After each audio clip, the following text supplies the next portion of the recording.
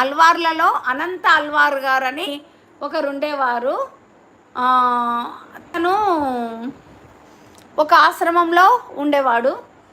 తన తోటలో మంచిగా పూలు మొక్కలు పూయించి ఆ దండలన్నీ కూడా రోజు కూడా స్వామికి మాలగా సమర్పించేవాడు అన్నట్టు. అతనికి భార్య కూడా ఉన్నారు. ఆమె ఇలా వాళ్ళు భర్త భార్యలు ఒక ఆశ్రమంలో ఉంటూ అక్కడ ఆ పెరటిలో ఆ చెట్లను పూల చెట్లను పెంచి అందులో పూసినటువంటి పూలతోని మాలగా అల్లుకొని ఈ అనంత అల్వార్ అంతైనా ఆ స్వామికి రోజు దండ తీసుకొని పోయి మెడలో వేసేవాడు అన్నట్టు. వేస్తుంటే ఇలా అయిన తర్వాత కాలక్రమేణా వాళ్ళకు ఆమె గర్భవతి అవుతుంది అన్నట్టు.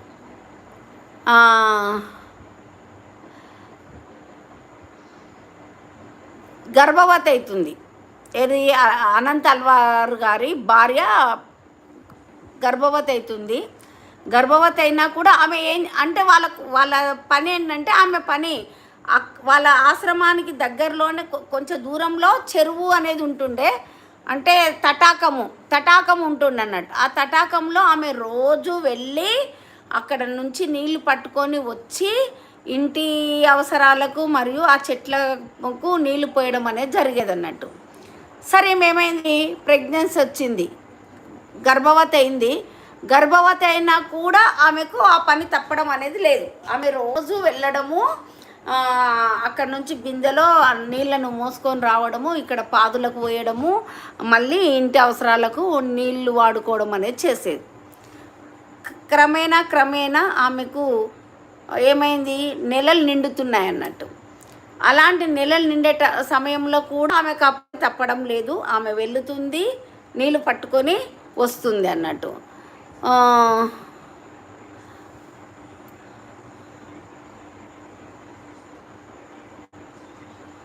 అయితే ఒకసారి ఆమె వస్తుంటే ఆ బరువు మొయ్యలేక మెల్లగా ఆయాసపడుతూ కడుపులో బిడ్డ బరువు, మళ్ళీ కడవలో నీటి బరువు మోసుకుంటూ వస్తుంటే ఆమెకు ఒక అబ్బాయి ఎదురవుతాడు, ఒక చిన్న పిల్లవాడు ఎదురవుతాడు.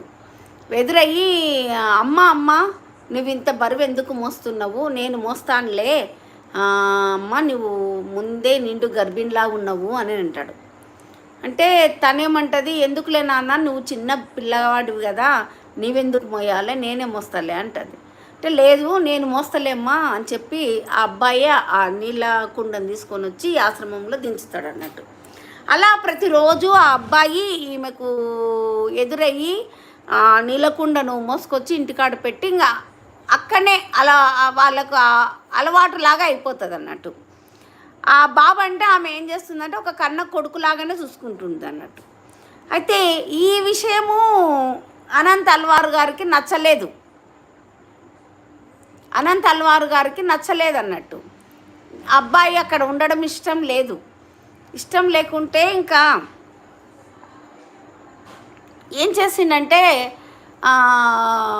ఒకరోజు ఆ అబ్బాయి ఏం చేసిండు, పాదులు అదే గడ్డపార తీసుకొని మొక్కలు నాటాలని చెప్పి గడ్డపారతో గుంత తవ్వుతున్నాడు అన్నట్టు. తవ్వుతుంటే ఏది అనంత అల్వార్ గారికి కోపం వచ్చింది.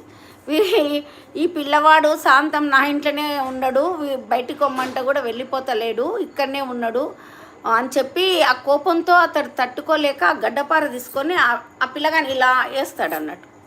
వేస్తే ఆ అబ్బాయికి చుబుకంలో ఇదైపోద్ది, గాయమయ్యి మొత్తం రక్తం కారుతుంటుంది. రక్తం కారుతుంటే ఈ అనంత అల్వార్ గారి భార్య చూసి ఆమె వచ్చి పరుగున వచ్చి ఏం చేస్తుంది, అయ్యో ఇంత రక్తం కారుతుంది కదా అని చెప్పి ఆమె పచ్చకర్పూరం ఉంటుంది కదా, ఆ పచ్చకర్పూరము పొడి చేసుకొచ్చి ఆమె ఇక్కడ రుద్దుతుంది అన్నట్టు. రుద్దితే సరే అని ఈయన ఏం చేసిండు, ఆ పూలు ఉన్నాయి కదా, పూల తోటలో ఉన్న పూలను తెంపుకొని దండ కట్టుకొని ఈ అనంత అల్వార్ బ్లడ్ కారుతుంది అన్నట్టు. అక్కడ ఇక్కడ ఆ స్వామికి ఇక్కడ బ్లడ్ కారుతుంది అన్నట్టు.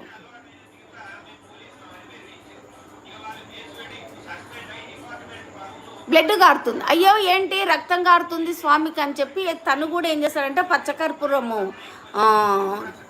ఇది ఇలా ఒత్తడం అనేది జరుగుతుంది. స్వామి నీకెందుకు ఇలా అయింది, ఎందుకు ఇక్కడ రక్తం కారుతుంది అని అంటే, నీవే కదా గడ్డపార తీసుకొని నన్ను గాయం పరిచింది అని చెప్తాడు అన్నట్టు స్వామి అంటే అప్పుడు ఆశ్చర్యపోతాడు. అంటే తన వెంట ఇన్ని రోజులు తన భార్య నిండుగా అది గర్భవతిగా ఉంది, తను చేసుకోలేదని చెప్పి స్వామి ఒక బాలుడి రూపంలో వచ్చి ఆమెకి ఇన్ని రోజులు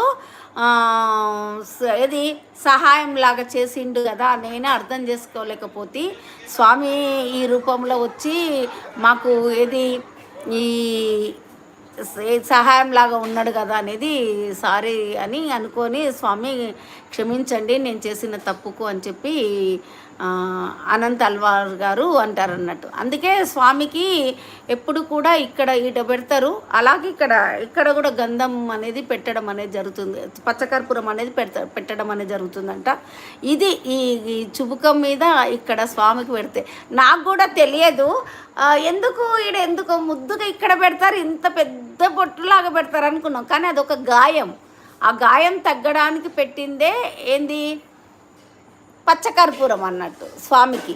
అందుకే ఇప్పటికి కూడా అప్పుడు అయినటువంటి దాన్ని అదే ఏది ఇది చేసుకొని ఇప్పటి కూడా స్వామికి పచ్చకర్పూరం అనేది పెట్టడం అనేది జరుగుతుంది. సో ఇది ఒక స్టోరీ, చిన్న స్టోరీయే.